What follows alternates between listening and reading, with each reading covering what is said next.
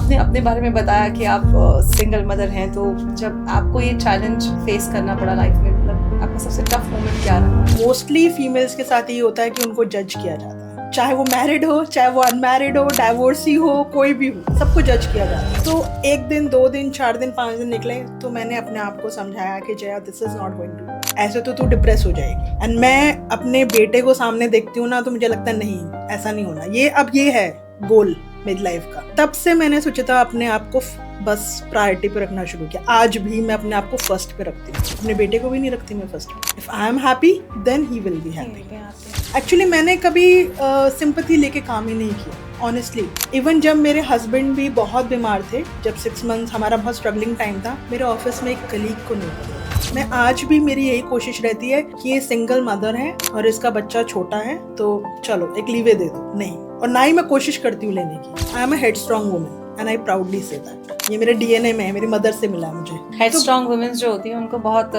सारे जजमेंट्स के शिकार भी होना पड़ता है। बिल्कुल होना पड़ता है, एब्सोल्युटली। कोई कमेंट्स मिले ऑफिस में जब आपने रिजॉइन किया? तो हम गिरते भी हैं, हम उठते भी हैं, हम संभलते भी हैं। और ये सिर्फ जो पावर है वो सिर्फ दुर्गा माँ ने हमें दी है। जो ऊपर बैठा है ना, वो हमेशा आपका ध्यान रखने के लिए बैठा हुआ है और आप उसके फेवरेट हैं।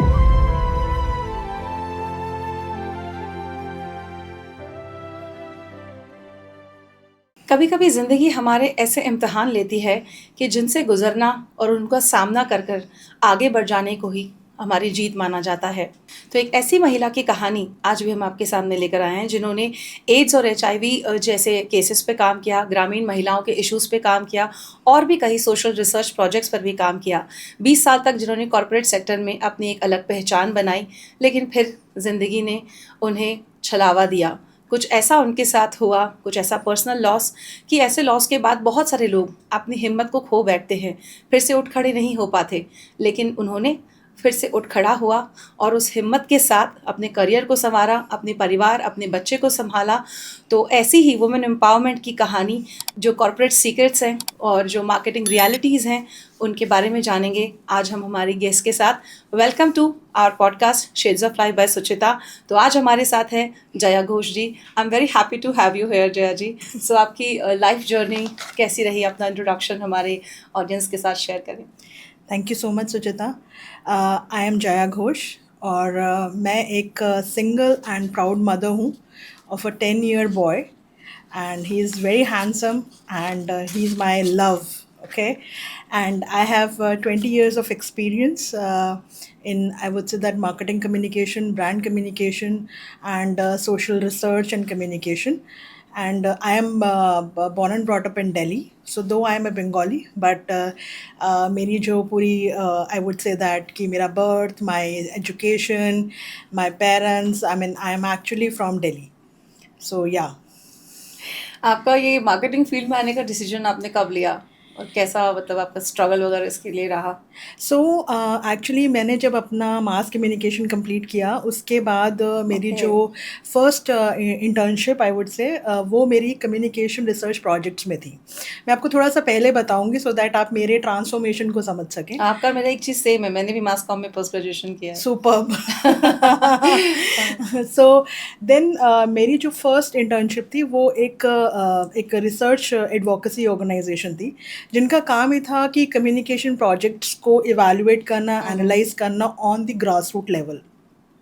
सो मैं एक मतलब I would say that middle class family से हूँ और मतलब मेरे पेरेंट्स मतलब वर्किंग, हमने जो मांगा मिला, जैसी एजुकेशन, जो मम्मा पापा से बोला वो सब कुछ हमें मिला, राइट? तो मेरे लिए गांव जाना is like next to impossible था, क्योंकि मेरे जो नाना वगैरह भी जहाँ रहते हैं वो भी एक गांव नहीं है, वो से वो शहर ही है, जहाँ हम कभी गए ही नहीं होते। Exactly. शहरी लोगों को एक्सपीरियंस ही नहीं होता, जो Exactly. हार्डकोर हमारे विलेज एरियाज हैं जहाँ पे कितनी डिफिकल्टीज हैं। बिल्कुल। तो इसीलिए आई थिंक लाइफ ने मुझे ये चीज़ ऑफर करी कि मैंने जो अपनी फर्स्ट जॉब ली वो मेरी एक्चुअली में विलेजेस में जाना, रूट बहुत सारे एरिया से रिमोट एरियाज़ में जाना और वहाँ पे जाके इन प्रोजेक्ट्स को अंडरस्टैंड करना, एनालाइज करना। तो मेरे लिए सब कुछ बहुत नया था।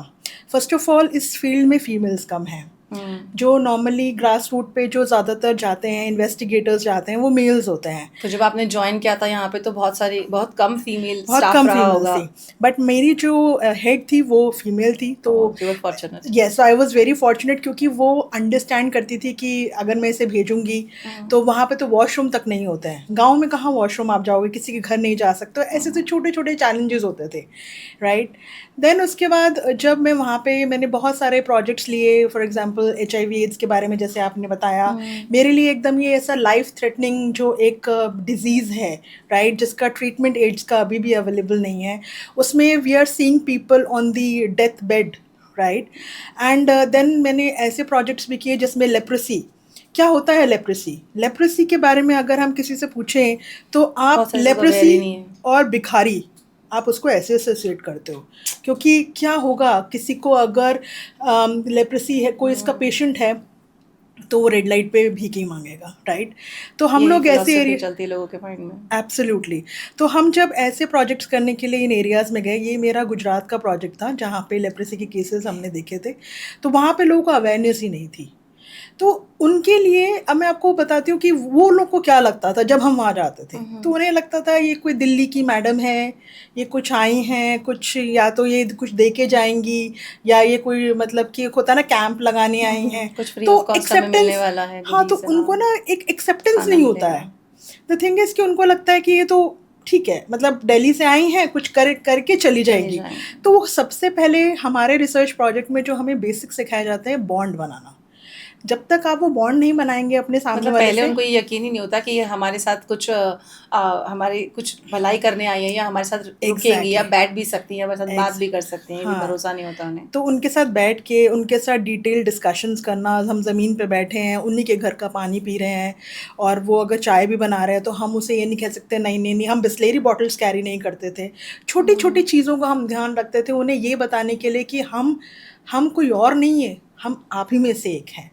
तो ऐसे करते करते मैंने बहुत सारे प्रोजेक्ट्स किए सोशल रिसर्च स्ट्रगल में। लगता था आपको ये करना, या फिर मज़ा आपको आता था, एक चैलेंज जैसा लगता था? मज़ा आता था, बट फैमिली जैसे को आपने कहा फीमेल्स के साथ भी आपने इश्यूज पे काम किया, तो क्या आपने नोटिस किए कि रूरल एरियाज के अंदर कितनी ज़्यादा फीमेल इश्यूज सबसे ज़्यादा थे, जो इश्यूज आपको लगे कि ये सबसे बड़ा इशू है एक रूरल एरिया में फीमेल्स के साथ में? बिल्कुल, सबसे पहले तो बहुत ज़रूरी है उनको एजुकेट करना, क्योंकि सारी प्रॉब्लम वहीं से स्टार्ट होती है। अगर आपके पास एजुकेशन नहीं है, आपके पास बेसिक्स भी नहीं है, तो आप उनको हर एक चीज़ के मिसकंसेप्शन है। Let's talk about periods. मैं आपको ये अभी का नहीं, सिर्फ लास्ट ईयर की बात बता रही हूँ। अभी मैं जिस कंपनी में काम कर रही हूँ उसके लिए मैं CSR प्रोजेक्ट के लिए गई थी एक गांव में, गंगानगर गांव में। वहाँ पर हम लोगों ने सैनिटरी पैड्स का एक कैंपेन किया था for the girls, for school girls. तो हमने ऐसे प्लान किया था कि अपनी मदर को भी लेके आएँ, ताकि उनकी मदर को हम सेंसिटाइज करें। वहाँ पे स्कूल में कितनी बच्चियों को पता था सैनिटरी पैड्स यूज करती थी, या I फिर would जो say- ट्रेडिशनल वे कपड़ा और यूज करते नहीं, वही अभी भी? मतलब आई वुड से दैट कि काफ़ी लोगों को पता था, लेकिन पता होने के बावजूद भी वो खरीद नहीं पाते हैं, राइट, Costing नहीं भी कर पॉकेट। सकते हैं। एंड इसीलिए जो उनके मदर हैं कितनी वो बेसिक फैसिलिटी है जो भी वहाँ एक फीमेल्स को नहीं मिल पाती है। करेक्ट। और दूसरी बात ये कि जो उनकी मदर्स हैं उनके पास अवेयरनेस नहीं है, आज भी नहीं जानती हम हैं। नहीं जानते हैं कि इसके क्या फ़ायदे हैं, उसको डिस्पोज कैसे करना है। उनको शर्म आती है कि हम दुकान पे 2026 में हैं आज हम, और आप सोचिए हम बात करते हैं सक्सेस स्टोरीज की, स्ट्रगल की, तो देखिए ये ऐसे निकल कर आती हैं स्ट्रगल स्टोरीज, और यही हमारी एक कोशिश है इस प्लेटफॉर्म पर इन कहानियों को आप तक पहुंचाने की। राइट। सो देन उसके बाद जब मैंने वहाँ पर अपने प्रोजेक्ट्स किए, बहुत सारे महिलाओं के ऐसे इश्यूज थे, जैसे कि चाइल्ड बर्थ। लोग वहाँ पे तब उसी मतलब वो क्या अभी भी आई वुड से दैट कि लोगों का क्या है कि वो हॉस्पिटल नहीं जाते हैं, राइट, हॉस्पिटल नहीं जाएंगे, और वो घर में ही उनको है कि दाई चाहिए, बच्चा घर में ही हो जाए। वो आज भी ये इश्यूज अभी भी बहुत ज़्यादा हैं, अभी भी अवेयरनेस नहीं होती। तो उसके लिए हमने ये आप किस ईयर की बात कर रही हैं जब आप वहाँ पे गई थी ये करने के लिए? हाँ, ये मैं आपको बता रही हूँ 2006 और 7 की बात कर रही हूँ मैं आपसे। ओके। उस टाइम की बात कर रही हूँ, मेरा स्टार्टिंग ही था, इनिशियल फेज था। लेकिन ये इश्यूज आज भी प्रॉब्लम है, ऐसा नहीं है कि इट्स लाइक रिसर्च बेस्ड पे आपको पता चलता है। हाँ, करेक्ट। एंड देन उसके बाद जब हम लोगों ने उनको ये बहुत समझाने की कोशिश करी। अच्छा, another problem what we I saw that कि एक प्रोग्राम हम लोग कर रहे थे, वर्ल्ड फूड प्रोग्राम के प्रोजेक्ट पे गए हुए थे, तो वहाँ पे होता क्या था कि जो भी लोग सड़क बनाएंगे उन्हें दाल, चावल और कुछ कैश मिलेगा। तो उन्हें अपने परिवार को लेके आना होता था कि आप इतनी सड़क बनाएंगे तो आपको इतना इसका प्रोग्राम में बेनिफिट मिलेगा। यू वोंट बिलीव सुचिता कि वहाँ पर जो काम करने वाली 70-80% औरतें और छोटे छोटे बच्चे होते थे। आदमी क्या कर रहे हैं? आदमी अपना ड्रिंक करके घर में है, कोई मतलब नहीं है। I mean that kind of a situation I have seen. So that way I would say that कि वो एक मेरे जो फॉर्मेटिव ईयर्स कहते हैं ना करियर के, उसमें मुझे बहुत सारी चीज़ें तो हमने पता देखा कि चली। किस तरह से एक फीमेल वहाँ स्ट्रगल कर रही होती है दाल रोटी चावल के लिए भी, कि एग्जैक्टली हस्बैंड को तो बस ड्रिंक करने से फुर्सत नहीं है फुर्सत वहाँ नहीं गाँव है। में, और वो जुगाड़ करने में लगी हैं बच्चों की पढ़ाई का भी और बच्चों के खाने का भी। तो मतलब हर जगह ये स्ट्रगल है मौजूद। हम बिल्कुल। कहते हैं कि चांद पे भी पहुंच गए हैं, लेकिन स्ट्रगल अभी भी मौजूद है। बिल्कुल। कहानियां अभी भी हैं सामने जो निकल कर कुछ इस तरह आती है। आपने अपने बारे में बताया कि आप सिंगल मदर हैं, तो जब आपको ये चैलेंज फेस करना पड़ा लाइफ में, मतलब आपका सबसे टफ मोमेंट क्या रहा? So, I'm a single mother, and my husband, he passed away in 2019, and that was a very difficult situation because हमारी करीब 10-11 साल की शादी थी। 10-11 साल में क्या हुआ था उन्हें? so he had some issues like multi disorder था उनका, multi functional disorder था, जिसकी वजह से he couldn't survive, and हमारे जो 6 months थे those are very critical। तो उस समय my son was just 2.5, या तो इवन उसको इतना याद भी नहीं है, उसकी फादर के साथ मेमोरीज नहीं है ज़्यादा। Because he was so young at Yeah. the time. उसे पता है माई फादर वॉज देयर, उनका नाम क्या है, मैं उसे फ़ोटोज़ भी दिखाती हूँ सब। तो वो एक बहुत ज़्यादा एक डिफ़िकल्ट टाइम तो था मेरी लाइफ में, क्योंकि वो एक सेटबैक था बहुत ज़्यादा। अब मैं आपको थोड़ा सा और बताना चाहूँगी इस बारे बिल्कुल में। बिल्कुल। सो क्या हुआ कि जब मेरी शादी हुई और उसके बाद I was on my own का मतलब है कि जब आप किसी मैरिड कपल को देखते हो ना, तो ऐसा लगता है कि मतलब कि फीमेल कुछ रिस्पॉन्सिबिलिटी निभा रही है, कुछ कुछ हस्बैंड कुछ वाइफ, ऐसे करके वो लोग बिल्कुल। मिल के चलते पहिए हैं। की 2 गाड़ियां हैं तो एग्जैक्टली ऐसे ही चलते हैं। हम लोगों ने बेबी बहुत जल्दी प्लान नहीं किया था, बिकॉज हम लोग चाहते थे कि हम अपने लिए कुछ कर लें। तो जब हमारा वो समय स्टार्ट हुआ, तो मैं बहुत ज़्यादा उस समय भी इंडिपेंडेंट थी, क्योंकि मुझे लगता था कि मेरा डिसीजन मेकिंग जो है वो मेरे हस्बैंड को भी एक्सेप्टेड होगा। But I would never tell him कि आप जाके ना वो ले आना, या ऐसे कर लेना या वैसे कर लेना। सब कुछ मेरा Independently आपको हाँ, करने की मैं आदत ही थी। ड्राइव कर रही थी एक तरीके से car, I would say that. मुझे ऐसा लगता है कि शायद भगवान ने तभी मेरी ट्रेनिंग शुरू कर दी थी। कि somehow वो इतने बिजी रहे कि आप खुद ही सब इंडिपेंडेंटली कर रही थी, और क्योंकि उन्होंने होता training क्या है शुरू कि कर दी। सारी डेस्टिनी आपकी डिसाइडेड होती है। शायद उसी समय से ही भगवान ने मुझे ट्रेनिंग पे डाल दिया था कि 11 साल बाद जब तेरे साथ ऐसा होगा ना, तो you won't be in trouble. तुम सारी चीज़ें खुद कर पाओगी, दुनिया से लड़ पाओगी, ये जो बहुत सारे टैबूज़ हैं उनसे लड़ पाओगी। और ऑनेस्टली बताऊँ, ये बहुत सारी चीज़ें मैंने अपनी लाइफ में चेंज करी, फ़िल्टर कर दिया है मैंने सबको। सबसे पहले तो मैंने लोगों को फ़िल्टर किया है अपनी लाइफ से, बहुत सारे लोगों को शायद फ़िल्टर कभी कर कभी दिया। बहुत ज़रूरी होता है जब आप ऐसे सिचुएशन में पड़ जाते हैं ना, जहाँ पे लोग आपको हमेशा एक जजमेंट का शिकार बनाने के लिए, या फिर कुछ लोग सिर्फ हमदर्दी जताने के लिए आपके आस पास इर्द गिर्द जमा हो जाते हैं। हाँ, तो आप खुद का असली चेहरा खुद भी नहीं देख पाते कि हम में कितनी कैपेबिलिटी है, हम एक्चुअली कर क्या सकते हैं, कितने स्ट्रांग है, क्योंकि वो लोग हमको इतना कुछ बोल के एक डिलेमा में डाल देते हैं। करेक्ट। तो बेहतर होता है कि उन्हें फिल्टर ही कर दिया जाए हाँ, अपनी लाइफ को बेटर सो करने के लिए। मेरी एक सिचुएशन आई जब मुझे फ़िल्टर किया गया या मैंने जजमेंट्स देखी। बट मैं I tell you very frankly, बहुत सारी, I would say that mostly females के साथ ये होता है कि उनको जज किया जाता है, चाहे वो मैरिड हो, चाहे वो अनमैरिड हो, डाइवोर्सी हो, कोई भी हो, सबको जज किया जाता है। सोसाइटी सिंगल मदर को जज करती है, हाँ, खास तौर से, राइट? बिल्कुल बिल्कुल करती है कि मतलब बहुत सारी बातें होती हैं, लोगों के फेसेस चेंज हो जाते हैं, राइट? कहीं आप जाकर आई, रात में ऑफिस से देर से आई, हाँ, क्योंकि तो हुआ होगा आपने, ऑब्वियसली करियर में आप थी, तो अब अकेले हैं तो फिर हाँ, काम तो करना ही है, करियर हाँ। को तो आगे ले जाना ही है। सो हुआ क्या था कि जब मेरे हस्बैंड का सारा हम लोगों ने जो भी रहता है, रिचुअल्स रहते हैं, वो rituals सब हैं, जब हमने traditions हैं पूरे हमारे। कर लिए, तो उसके बाद I really wanted to come back to my work, because घर में बैठ के नहीं हो पाता है, राइट? तो मैं हालांकि my company was very supportive in that time कि आपको जितना टाइम लेना है आप घर पे रहो, मतलब वो कुछ उस तरीके से They उन्होंने given बहुत you सपोर्ट किया sufficient था. break to get over with this Yes, issue. yes. And I'm truly thankful to my MD जिन्होंने ऐसा डिसीजन लिया था. लेकिन होता क्या है कि आप कितने दिन रहोगे? आप हमेशा से काम करते आए हो, आपका एक रूटीन है. आप घर में बैठे हो, आपको वही सब नज़र आ रहा है कि हम यहाँ बैठते थे, हम यहाँ खाना खाते थे, अब हम ये बातें करते थे. सारे रिश्तेदार तो अपने घर जा चुके हैं. अब मैं हूँ, मेरा छोटा बेटा है, दैट्स इट. हम दोनों ही हैं घर में. तो अब क्या व्हाट नेक्स्ट? In-laws, family, आपके पेरेंट्स उनका सो सपोर्ट नहीं मिला? मेरे उस पेरेंट्स में वक्त? मेरी mother, she has been very supportive and she is my backbone, I would say. And अभी तक वो मुझे बहुत सपोर्ट करती हैं. इन लॉज में उतना सपोर्ट नहीं मिला. एंड जो भी उसके रीजंस रहे हैं वो एक वो होता है ना कि जब बेटा पास में है तो एक अलग पर्सपेक्टिव होता है.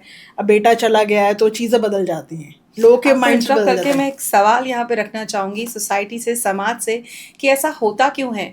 क्यों इन लॉज ऐसे सिचुएशन में, मैं ये नहीं कहूँगी कि सारे, लेकिन मैक्सिमम लोगों से कहानी यही सुनने को मिलती है. तो ऐसा क्यों होता है? क्यों नहीं सपोर्ट कर सकते आप एक फीमेल के पैशन को, या उसकी ऐसी स्ट्रगलिंग सिचुएशन में जहाँ वो पड़ जाती है? तो बेटे का रहने पर ही सब तरह का सपोर्ट या सब तरह का प्यार, दुलार, अफेक्शन उनको दिया जाना चाहिए.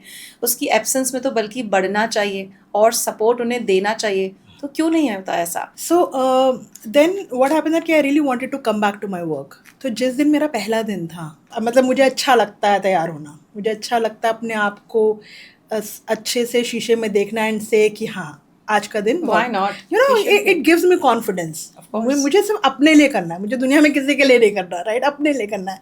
तो उस We समय are क्या alive, so Yeah. हम अपने लिए तो करेंगे ना काम. सामने वाला मुझे जज खुद को करे देखेंगे ना ना करे, आईने में.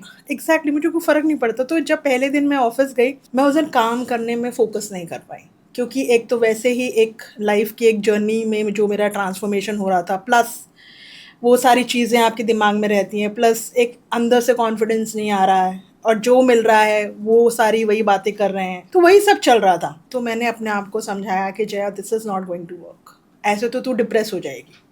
एंड मैं अपने बेटे को सामने देखती हूँ ना, तो मुझे लगता है नहीं, ऐसा नहीं होना. ये है गोल मेरी लाइफ का, और इसके लिए मुझे करना है.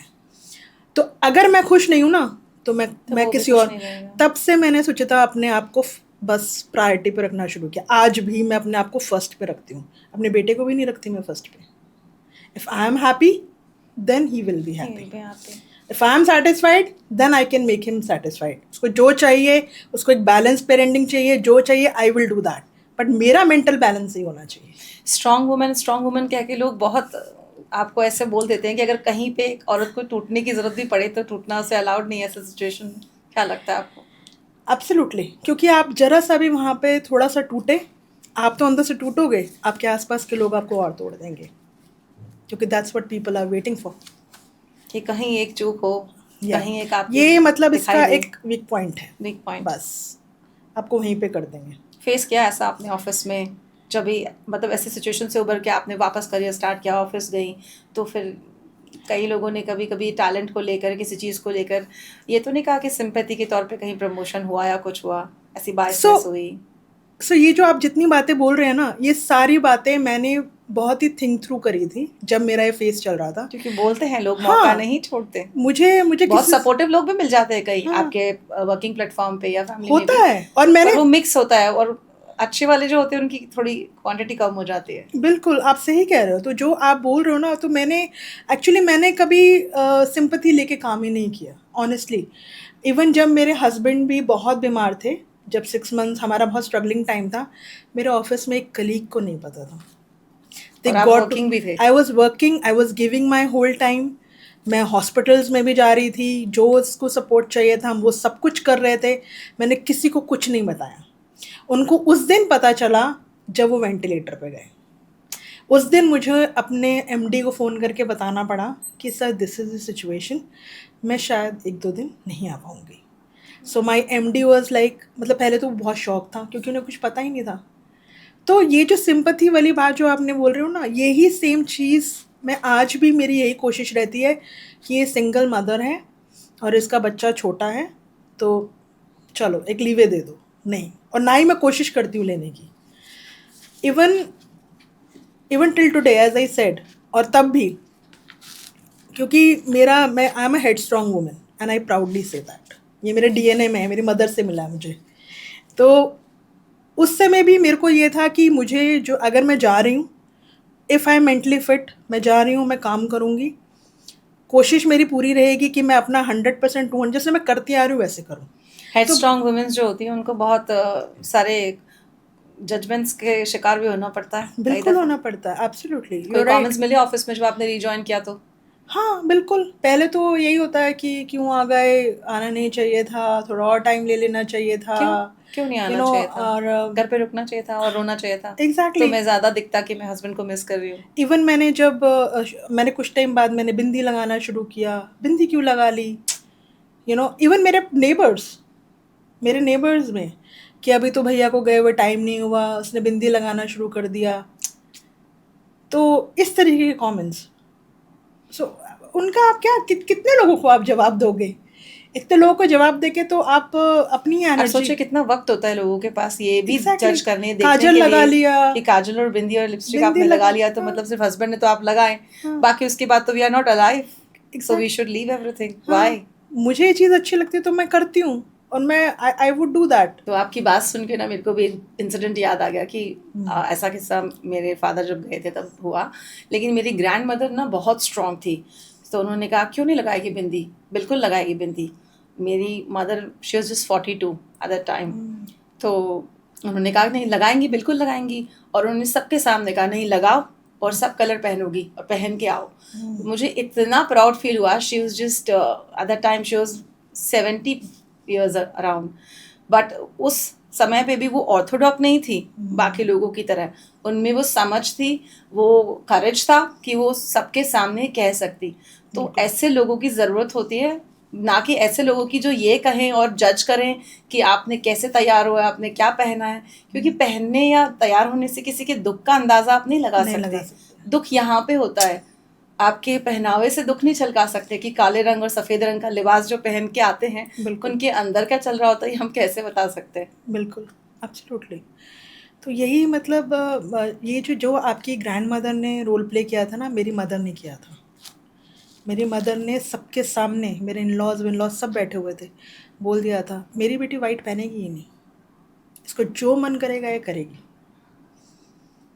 मैंने इसे पढ़ाया है, लिखाया है, क्यों ऐसी ज़िंदगी बताएगी? वो मर गई है क्या? वो अपने बच्चे के लिए जिएगी। So I mean my mother is, मैंने आपको बोला ना, वो खुद भी वो जॉब में रही कुछ है। ऐसे लोग चाहिए होते हैं ना लाइफ में जो इस तरह का सपोर्ट आपको दें और आप हाँ, और आज उठ भी खड़े हों फिर से सारी चुनौतियों को झेलने के लिए। और इसीलिए मेरे बहुत सारे रिश्तेदारों को भी दिक्कत है कि मेरी मदर मेरी सपोर्ट है, क्योंकि कई लोग देखना चाहते हैं आपको बेचारा टूटा हुआ, देखना चाहते हैं। आपके कॉर्पोरेट वर्ल्ड में जब आपने फिर से ज्वाइन किया तो लाइक कॉर्पोरेट वर्ल्ड बाहर से बहुत ग्लैमरस लगता है, लेकिन मतलब उसकी रियलिटी क्या है? अगर हम फीमेल नॉर्मल के पर्सपेक्टिव से देखें या फिर जो भी फीमेल्स जाना चाहती हैं उस फील्ड में, अपना करियर बनाना चाहती हैं, तो उनके पर्सपेक्टिव से देखें तो एक्चुअल रियलिटी क्या है उस फील्ड की? सी आपको मैनिपुलेशन, एक्सप्लॉयटेशन तो हर जगह मिलेगा, चाहे वो कॉर्पोरेट, चाहे वो पब्लिक हो या प्राइवेट सेक्टर हो, क्योंकि लोग तो सोसाइटी से ही है, राइट? तो ऐसा नहीं है कि आप अब वहाँ जा रहे हो और आपको सब कुछ बहुत गुडी गुडी मिलेगा, नहीं। मैं तो बल्कि ये बोलती हूँ कि it is good that you are surrounded by bad people, it actually trains you. ये बहुत अच्छी बात है, आपको वो इतना प्रिपेयर कर देंगे फॉर द वर्स्ट, इससे आगे और क्या होगा? मैं हमेशा यही सोच के चलती हूँ कि ये गलत है ना, मेरा मतलब अगर मेरा कोई कलीग है, कोई ऐसा रहा हो, ये ऐसा है, इससे और क्या गलत होगा? आज मैं उस लेवल के लिए अपने आप को प्रिपेयर कर चुकी हूँ। तो मेरा सिर्फ ये कहना है कि इवन जो मैसेज मैं देना चाहती हूँ आज के टाइम में लोगों को भी, गर्ल्स को भी, फीमेल्स को भी, कि अपने आप, अपनी जो स्ट्रेंथ है ना, उसको आपको सबसे पहले पहचानना चाहिए, और सबसे इम्पोर्टेंट बोलना चाहिए। स्पीक अप बहुत इम्पोर्टेंट है। अपनी आवाज को दबने मत दो, बिल्कुल जहाँ नहीं। सही हो वहाँ सही कहो, जहाँ गलत लगे वहाँ गलत कहो। होता है जूनियर, मैं देखती हूँ कुछ जूनियर स्टाफ होते हैं, फीमेल्स होते हैं, तो होता है कि दे कांट स्पीक, होता है, शुरुआत में एक हिचकपन होता है, बट आई थिंक ये एक हमारे कोर्स का, एक एजुकेशन का पार्ट होना चाहिए फॉर फीमेल्स। मुझे ऐसा स्ट्रांगली लगता है कि how to deal with your managers, मतलब एक लेवल के हिसाब से आपको थोड़ा सा ऑफिशियल कल्चर बेसिकली। हाँ, प्रैक्टिकल्स होने चाहिए, प्रैक्टिकल सिचुएशंस। तो उससे क्या होगा कि आपको कम से कम पता चलेगा कि even you are not shouting, but आपको अपनी बात रखनी आनी चाहिए। बहुत ज़रूरी है ये, क्योंकि देखो मेरी माँ हमेशा मुझे बोलती है, कोई खा जाएगा क्या, ऐसे बोलती है मुझे। ऐसा डरो नहीं, जो है एटलीस्ट बोलो, उसको समझाने की कोशिश करो, और अगर कुछ ऐसा होता है then take the further step, right. पहले टाइम से डंडे मारने की ज़रूरत नहीं है। मतलब वो बहुत ये सब चीज़ों में मुझे बहुत वो मेंटर करती हैं कि डोंट बी अफ्रेड, सबसे इम्पोर्टेंट ये है, एंड अपनी स्ट्रेंथ को पहचानो। आपको ऐसी एक्सीलेंस अवार्ड, नेशनल अवार्ड भी मिला था, तो कॉर्पोरेट वर्ल्ड का एक मिथ और एक रियलिटी ट्रुथ दोनों के बारे में, क्योंकि 20 साल का आपका एक्सपीरियंस है, तो आप क्या बताना चाहेंगे उसके बारे में? जो दिखता है वैसा ही है या अलग है? ऐसा नहीं होता है कि जो दिखता है वही होता है, ऐसा बिल्कुल नहीं होता है। हर कॉर्पोरेट वर्ल्ड में पॉलिटिक्स होती है, फीमेल, और जो फीमेल स्पेशली लीडरशिप पोजीशन पे है उन्हें एक्सेप्टेंस हर कोई नहीं देता है, एंड बहुत लोग, वो आपको जगह बनानी पड़ती है, फिर भी आपको वही लोग मिलेंगे आगे, बार बार मिलेंगे। लेकिन मिथ यही है कि सब कुछ बाहर से बहुत गॉर्जियस लगता है, एंड मतलब कि हम लोग जा रहे हैं, ट्रैवल कर रहे हैं, अपनी पोजीशंस को अपनी इंजॉय कर रहे हैं, वो सब कर रहे हैं, बट आपको हर रोज़ उन लोगों से डील करना पड़ता है जो आपको उस पोजीशन में देखना नहीं चाहते हैं, जो ये सोचते हैं कि ये तो फीमेल है, ये तो वुमेन है, मतलब क्या ही कर लेगी ये। ऐसा अपने से सीनियर पोजीशन पर देखना उनको गवारा नहीं होता है। ऐसे भी लोग होते हैं आपके आसपास, और but I would say that कुछ ऐसे लोग भी होते हैं जो कि आपको ट्रूली रिस्पेक्ट करते हैं, जिन्हें पता आपको काम, आपके काम से, आपके टैलेंट से मतलब है। बिल्कुल, जेंडर वाइज क्या है उससे कोई मतलब नहीं है। कोई मतलब नहीं है। जो आपको आपकी उनको पता है कि यू आर इन, क्योंकि बहुत अब टाइम इज़ चेंजिंग। अब जिस तरीके से जो जनरेशन चेंज हो रही है बिजनेसेस में, कॉरपोरेट्स में, अब क्या है कि बहुत न्यू जनरेशन अब आ रही है, तो ये जो लोग आ रहे हैं ना, ये इनकी थिंकिंग डिफरेंट है, राइट। सो जो पुराने टाइप की, हाँ, जेनजीज तो चलो, जेनजीज तो अलग ही हैं। जेनजीज तो ये है कि नहीं है तो अपना घर जाएंगे, मतलब उनको कोई मतलब नहीं है। हमारी तरह नहीं है कि नहीं नहीं मैनेज करें। हम लोगों ने क्या बहुत मेहनत करी है, हम लोग क्या है कि हमारे अंदर पेशेंस है, ठहराव है। जेनजी के अंदर ठहराव नहीं है, तो वो ठहराव जो है ना, वो काम समझ आया तो किया, नहीं समझ आया तो मैं रिजाइन दे रहा हूँ। बिल्कुल, मेरे बॉस ने मुझे ऐसे बोल दिया, नहीं, कांट टेक इट, लीव। उस तरीके के होते हैं जेनजीज। तो वो तो क्या एक अलग ही फिनोमेना है। बट द थिंग इज़ कि जो आपने सवाल पूछा कि कॉर्पोरेट महिलाएं जो वो करते हैं, तो मिथ यही है कि जो दिखता है बाहर से सब कुछ वैसा नहीं होता है। एक्चुअली जब आप उस सिस्टम का पार्ट बनते हो तो आपको बहुत सारे ऐसे लोगों से डील करना पड़ता है, जो लोग कुछ तो होंगे जो आपको एक्सेप्ट करेंगे, और कुछ ऐसे होंगे जो नैगिंग करेंगे और आपको आपकी पोजीशन से गिराने की कोशिश करेंगे, आपके क्रेडिट को लेने की कोशिश करेंगे। But you have to ensure that कि आपका क्रेडिट कोई ना ले जाए। करेक्ट। मीटिंग होने के बाद अपनी सीट पे बैठ के माथा पकड़ के रोने से अच्छा है कि उसी वक्त जवाब दो। करेक्ट, कि आपने जो प्रेजेंट किया है, आपने जो प्रिपेयर किया है, वो आपका प्रेजेंटेशन है या आपका काम है, उस दूसरे का नहीं जो क्रेडिट लेने की कोशिश कर रहा है। यस, तो वो चीज़ बड़ी इंपॉर्टेंट होती है। तो कॉर्पोरेट में इसका मतलब फिर टैलेंट से काम बनता है या फिर नेटवर्किंग से? क्या इस बात से मैं उस चीज़ को रिलेट कर पा रही हूँ कि टैलेंट या नेटवर्किंग क्या ज़्यादा इम्पोर्टेंट है?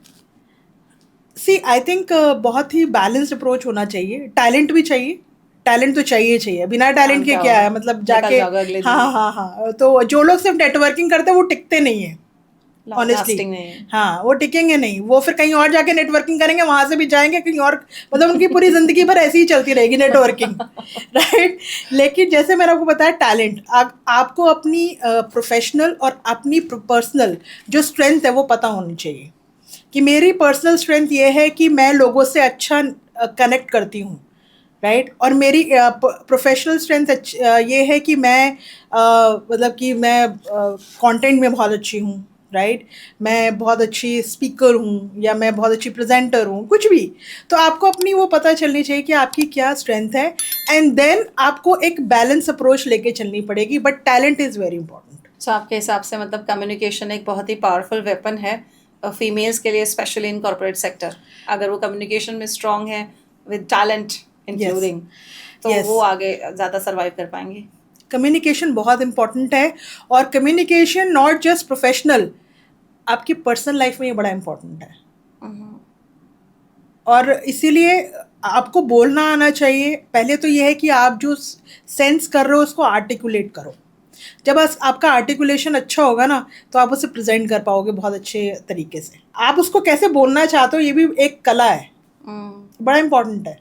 तो कम्युनिकेशन बहुत इंपॉर्टेंट है। कहीं पे भी अगर आपको कोई गैप भी दिख रहा है ना, इवन मैंने ये प्रैक्टिस फॉलो करी है कि अगर मुझे if I am seeing that कि my boss is upset with me काम को लेके, वो 2 दिन से मुझे ठीक से बात नहीं कर रहा है, 4 दिन हो गए, there is something which you can sense, मैं तो चली जाती हूँ बात करने। तो ये बड़ा इंपॉर्टेंट होता है कि आप अपने सबॉर्डिनेट के साथ और उनके साथ आपका किस लेवल का बॉन्ड एंड कम्युनिकेशन है। सो मतलब एक फीमेल को लीडरशिप रोल के लिए अपने आप को एक्स्ट्रा प्रूव करना पड़ता है कि थोड़ा ज़्यादा कि मैं भी कॉम्पिटेंट हूँ, या मैं Yes, भी I agree. More betterly play कर सकती हूँ। आई एग्री, क्योंकि मेल डोमिनेंट सोसाइटी है, मेल डोमिनेंट में आप कॉर्पोरेट में ले लो बहुत ज़्यादा है, तो ऑफ कोर्स आपको प्रूव करना पड़ता है। आपके साथ हुआ कभी ऐसा कि किसी रोल को पाने के लिए या कोई प्रमोशन लेने के लिए, किसी पोजीशन पे जाने के लिए आपको भी एक्स्ट्रा हार्ड वर्किंग देनी पड़ी हो, एक्स्ट्रा आवर्स पे करने पड़े हो, because you are single mother, तो it's going to be a tough task for you? So I tell you, in one of the organisation where I have worked, so वहाँ पे क्या था कि बहुत ज़्यादा ट्रैवलिंग थी। ओके। क्योंकि बहुत सारे हम लोग शोज़ करते थे, वो सब करते थे, तो हमेशा ना फीमेल्स को ये देखा जाता है कि ये ट्रैवल नहीं कर पाएगी। करेक्ट, राइट, इसके साथ चैलेंजेस हैं। ट्रैवल जॉब है तो हाँ, ये वाला जॉब तो मेरे को ही दे दो। हाँ, कहाँ फैमिली के तो साथ एक ज़्यादा ना जाएगी। एक काम करते हैं, इसी के लेवल का एक और बंदा ले आते हैं जो कि शोज के लिए ट्रैवल करेगा। ओके, यू नो, ऐसे बायसनेस होती है ये। तो देन मैंने अपने ही सीनियर से बात करी, मैंने बोला कि sir there is no problem, जब मैं आपको नहीं बोल रही हूँ कि मुझे कोई दिक्कत है, Correct. तो आप क्यों पहले से ये चीज़ सोच रहे हो। उनके दिमाग में तो ये होगा ना कि ये हाँ, कैसे जाएंगे, ये एक तो कैसे पहले जाएंगे? सिंगल मदर है, बच्चे को छोड़ के कहाँ ट्रैवल कर लेगी, और आपने किया होगा तो भी आपको जजमेंट का शिकार होना पड़ा होगा। एग्जैक्टली, वही तो मैंने बोला कि वो पहले से ही सोच नहीं लिया। करती तो प्रोफेशनल फ्रंट पे आप हाँ, पीछे रहती। हाँ, आपने किया तो जरूर फैमिली में जो और रिलेटिव होंगे, फ्रेंड होंगे, यार कैसी है, हाँ, अभी तो बच्चा तो छोटा है, छोड़ के ट्रैवल करने चले गई। ये बोलते हैं, पर अभी भी उसी बोलते छोटे हैं। बच्चे को छोड़ के जब फादर जाते हैं तो हाँ, प्रॉब्लम नहीं कोई होती दिक्कत नहीं होती है। एग्जैक्टली। या मदर फादर, मतलब अगर एब्सेंस है और मदर नहीं है किसी की, जैसे सिंगल फादर हैं, हाँ, और वहाँ पे फादर चले गए हैं ट्रैवल हाँ, पे और फैमिली में कोई संभाल रहा है, तो हाँ, ओके, फादर का काम है, जाएंगे, हाँ, बिल्कुल। ऑफिस है, मैं जॉब है। ये एक प्री कंसीव नोशन है सबका, फादर है तो मतलब कि ट्रैवल कर सकता है, और फीमेल है तो ट्रैवल नहीं कर सकती, होता है ये।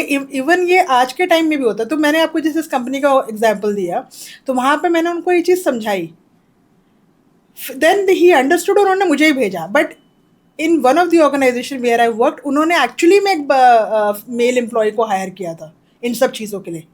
मेरा मोटिवेशन डाउन हो गया था वहाँ पे। I actually quit that company in 2 years, क्योंकि मुझे लगा जब यहाँ पर लोगों का परसेप्शन ही यही है कि फीमेल है इसे डेस्क जॉब दो, ये मेल है इसे बाहर भेजो। नो, माई फोटे, इट्स माई फोटे, मैं जा सकती हूँ, मैं एग्जीबिशन शो सब कुछ मैं ऑर्गेनाइज कर सकती हूँ, एंड टू एंड कर सकती हूँ, एंड किया भी है। Then Y?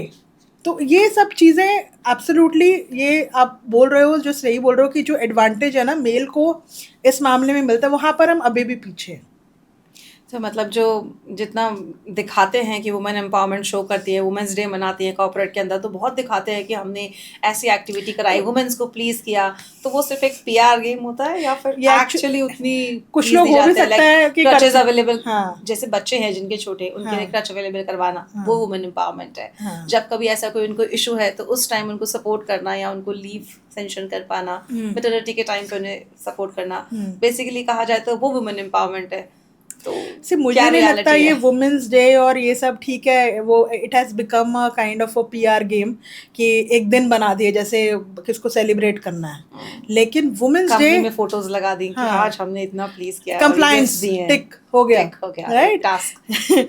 बट एक्चुअली में वुमेन्स डे आप रोज बनाओ ना वुमेन्स डे, अगर आप रोज ही किसी वुमेन को एम्पावर कर रहे हो, सपोर्ट कर रहे हो, तो वो आपका every day you should be proud कि हाँ मैंने इसको सपोर्ट किया, मैंने इसको एलिवेट किया, राइट वो होता है women empowerment and women's day, I would say that.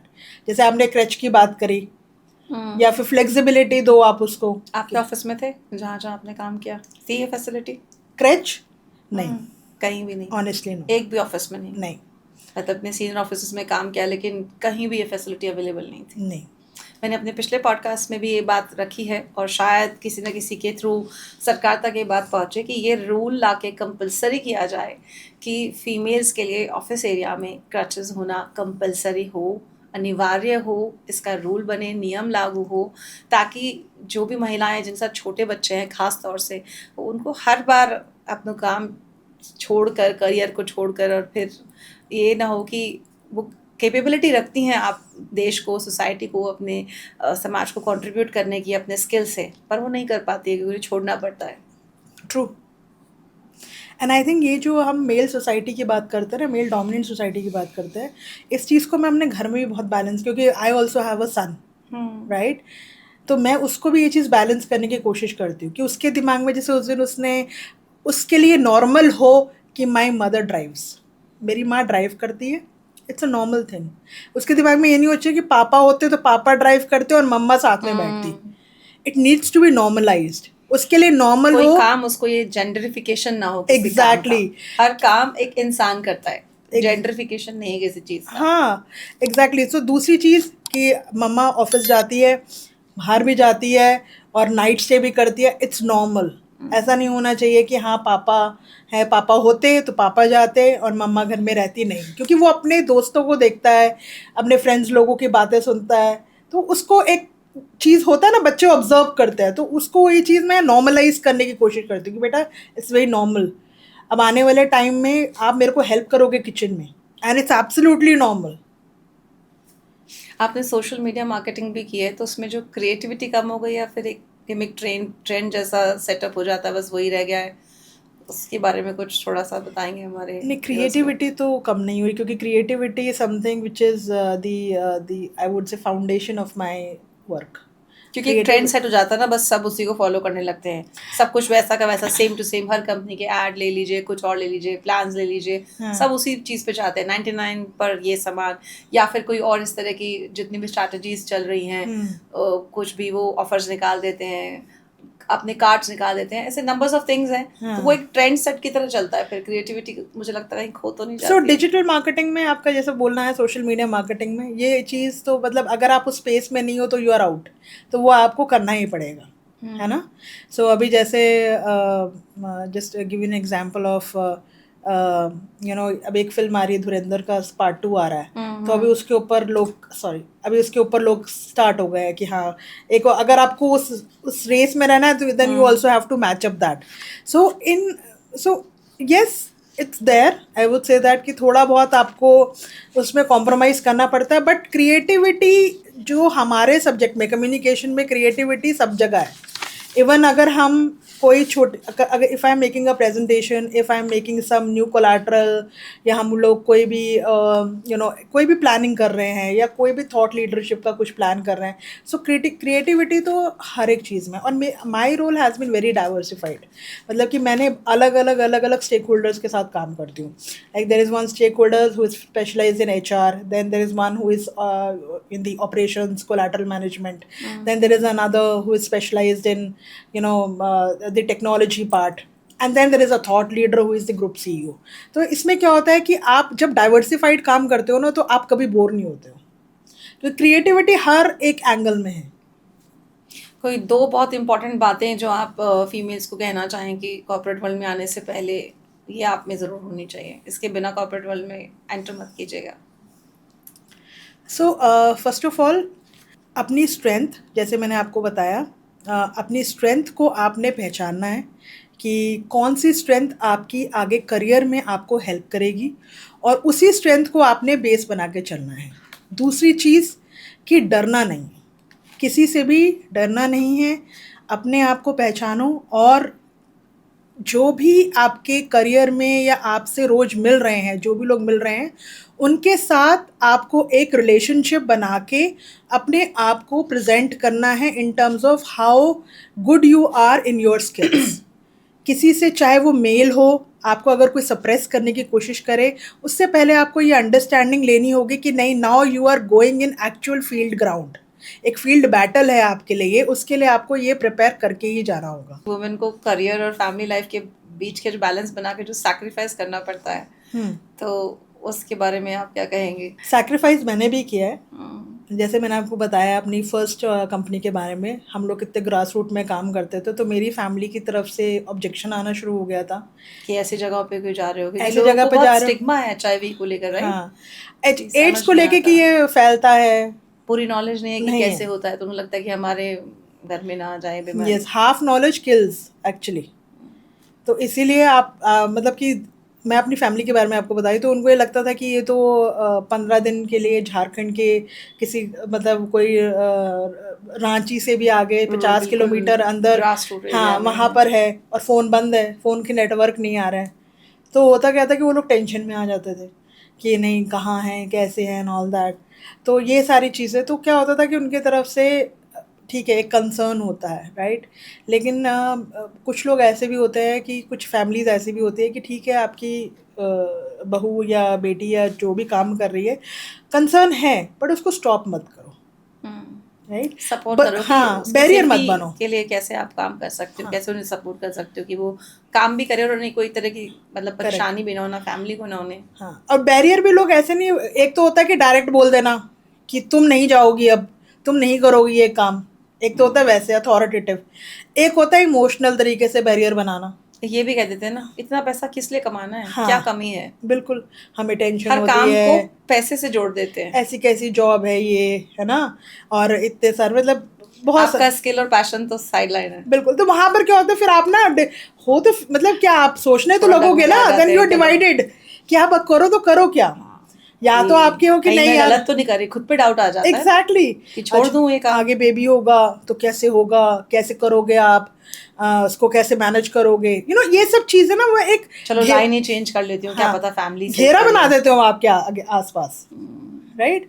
तो बैरियर्स, हाँ, तो फिर मेरे को यही लगा कि मुझे ऐसा लगा कि नहीं, अभी आई थिंक नाउ 4 साल मैंने काफ़ी काम किया, मुझे लगा कि अब ना थोड़ा सा एक दूसरे वर्ल्ड में, जो कॉर्पोरेट वर्ल्ड होता है, तो उसमें अब आने की ज़रूरत है, जिसमें कि इतने रिमोट एरियाज़ में नहीं वो। Then I took the step कि मैंने अपने आप को पब्लिक रिलेशंस और कम्युनिकेशंस की तरफ अपने आप को फिर, तो कहीं ना कहीं आप पर भी उस चीज़ का सैक्रिफाइस आया है कि आपको उसे छोड़ के इस फील्ड में आना पड़ा, क्योंकि आपको वो ज़्यादा चैलेंजिंग और वो ज़्यादा इंटरेस्टिंग लगता था। बिल्कुल, क्योंकि आप ऐसे ग्रास रूट लेवल के लोगों के साथ जुड़ पा रही थी, उनकी प्रॉब्लम्स को कहीं ना कहीं रिसर्च फैक्टर्स में डाल के उनको सपोर्ट करने की कोशिश कर पा रही थी। बिल्कुल। देन उसके बाद जब मैंने पब्लिक रिलेशंस लिया, फिर उसके बाद ट्रैवलिंग तब भी होती थी, लेकिन तब ये है कि हाँ, बहू जो है कहीं 15 दिन के लिए गांव में नहीं है, ठीक है, शी इज समवेयर इवेंट में है, बैंगलोर में है, मुंबई में है, सही होटल है, सही जगह है, लोग सही जगह में है, मतलब लोकेट कर सकते हैं, तो सब सही है, बहू हमारी सेफ है और प्रेस्टीज भी सेफ है। मेन चीज प्रेस्टीज की बात आ जाती है। प्रेस्टीज भी सही है, बिल्कुल। लेकिन आपके हस्बैंड ने सपोर्ट किया था ये सब चीजों में आपको? सो मेरे हस्बैंड एक्चुअली हमेशा से मेरे काम को लेके बहुत वो करते थे कि इवन अगर मैं गांव में भी हूँ या कहीं पे भी हूँ, देखो वही मैं बोल रही हूँ ना कि टेंशन एक अलग बात होती है, लेकिन वो कभी इस तरीके से नहीं, ऐसे ऐसे कभी नहीं। और उनका सपोर्ट बहुत इम्पोर्टेंट, बहुत जरूरी होता है। बाकी लोगों की चीजें कहीं भी हो, लेकिन फिर वो मोटिवेशन हाई रहता है कि अरे वो कर रहे हैं ना, हाँ, फिर ठीक है। नहीं, उन्होंने मुझे काफ़ी सपोर्ट किया। इनफैक्ट मैं तो बोलूँगी कि मैंने जो राइज भी किया है ना अपने करियर में, वो उनके सपोर्ट की वजह से किया है, क्योंकि देखो बहुत जरूरी होता है। मेरे हस्बैंड ने मुझे बहुत सपोर्ट करते हैं हर चीज में, तो वो एक बहुत इंपॉर्टेंट फैक्टर होता है आपको कोई भी काम को मोटिवेशन में जाने के लिए। बिल्कुल। बस जैसे हमने बोला ना कि घर में आके चलो कुछ खाने का प्रॉब्लम नहीं है, कोई ये नहीं कि आप क्या बनाएंगे क्या नहीं होगा, उन सब चीज़ों में हमारा बहुत स्ट्रीमलाइन रहती थी चीज़ें, कि ठीक है अगर मैं रात में 8 बजे भी आ रही हूँ, 10 बजे भी आ रही हूँ, तो चीज़ें प्रोसेस में रहती थी। तो उस तरीके से वो नहीं था कि नहीं मतलब तुम मत जाओ, तुम ये मत करो, वो मत करो, वो सब नहीं था। एक थोड़ा सा इमोशनल सवाल की, हाँ, आज आपको कहीं से देख रहे होंगे तो प्राउड फील करते होंगे, आपकी कौन सी बात पे सबसे ज़्यादा उन्हें प्राउड लगता होगा? आई थिंक उन्हें सबसे ज़्यादा यही लगता होगा कि मेरे बिना भी ये मेरा बेटा जो है रुद्रांश, उसको ये ठीक से शायद मैनेज कर पा रही। मुझे लगता है कि मैं बहुत अच्छे से उसको अपब्रिंगिंग दे पा रहे यस हैं। एंड उसके लिए आई एम श्योर वो बहुत प्राउड फील करते होंगे। और साथ के साथ इसने अपने आप को भी डाउन नहीं किया है, इतना सब होने के बावजूद भी। मतलब मुझे लगता है आई फील दैट कि वो मेरे आसपास हैं। घर पे भी कभी कभी फील होता है ऐसा कि हैं रुद्रांश। प्रेजेंस फील करते हैं, बिल्कुल। So he is blessings always with you. He is always with us, always with us. तो he was always proud of me. मतलब वो अपने पूरी फैमिली में भी बोलते थे ये बात कि बहुत ज़्यादा मेहनती है और डेडिकेटेड है और वो सारी चीज़ें जो भी है। मतलब एक होता है वाइफ को जिस तरीके से सपोर्ट किया जाता है, जी। और आई एम श्योर वो देख रहे होंगे। आज तो इस मकाम पे हूँ, अगर आज वो होते तो इस एक अलग ही पॉडकास्ट को भी देखते हैं। कोई यस नहीं, जहाँ भी हैं वो आपके साथ हैं और कहीं ना कहीं उन्हें पता रहेगा कि आपने ये भी एक अचीवमेंट अपनी ज़िंदगी में जोड़ी है फिर से। बिल्कुल। अब हम एक वन लाइनर आंसर्स पे जाएंगे। Success means to you? Success means to me honesty and dedication. Leadership की सबसे powerful quality? You need to be mentally strong women professional के लिए सबसे बड़ा goal? To balance your personal and professional life. Young marketers के लिए कोई golden advice या golden plan, rule?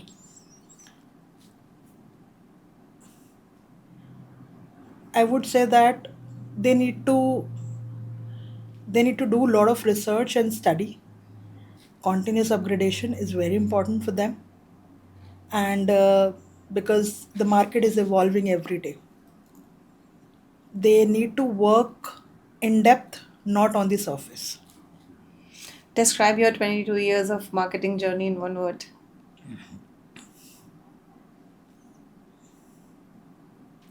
Tough. It's very tough.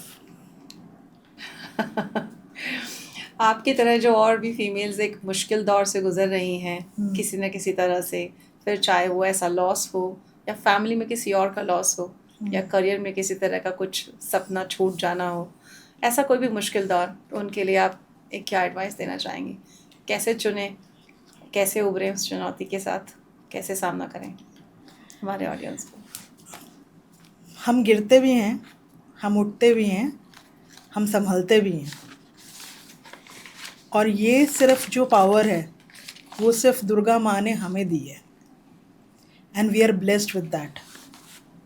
सो मुझे ऐसा लगता है कि जिनके साथ भी ऐसा कुछ हुआ है, जब मेरे साथ हुआ था तब मैं यही सोचती थी कि वाई मी, मेरे साथ क्यों हुआ ऐसा। अब मैं ये सवाल नहीं पूछती अपने आप से।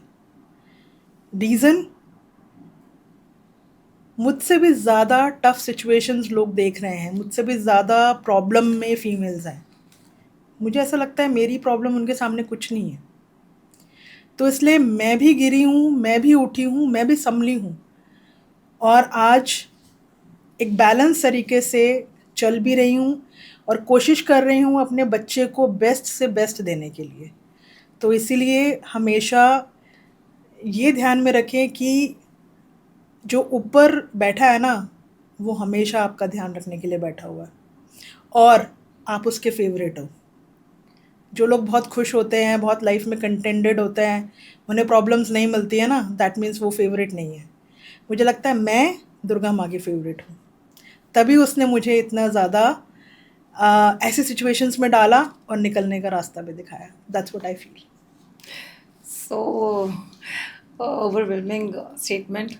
I can relate many of your words which you're sharing with our audience. It's really nice to have you on our podcast. Thank you so तो मच। अब मैं अपनी ऑडियंस से ये कहना चाहूँगी कि सक्सेस का मीनिंग जो है ना, वो हम खुद डिसाइड करते हैं, और गिरने उठने संभलने का जो दौर है वो तो हर क्षेत्र में रहेगा, चाहे वो पर्सनल फ्रंट हो या प्रोफेशनल फ्रंट हो या फिर कोई और चुनौतियों के सामने करते वक्त हमारे सामने ऐसी मुश्किलें आएँ। लेकिन कभी भी हार मत मानिएगा, never give up in your life. और यही ऐसी ही चुनौतियों वाली कहानियों को इस प्लेटफॉर्म पर लेकर आने की हमारी एक छोटी सी कोशिश है आपके सामने। आपके पर्सपेक्टिव को अगर बदलने में हम थोड़ा भी कामयाब हो पाए तो हमारी ये कोशिश, हमारी ये मुहिम कामयाब होगी। ऐसी स्ट्रगल और सक्सेस स्टोरीज़ को जो महिलाओं की हैं, ऐसी रेजिलेंट स्टोरीज़ को आपके सामने लाने की, तो अगर आपको पसंद आई है तो प्लीज़ शेयर करें, लाइक करें और सब्सक्राइब का बटन दबाना बिल्कुल मत भूलें। ऐसी कहानियों को हम लेकर आते रहेंगे। Keep shining. That's all for today. Thank you.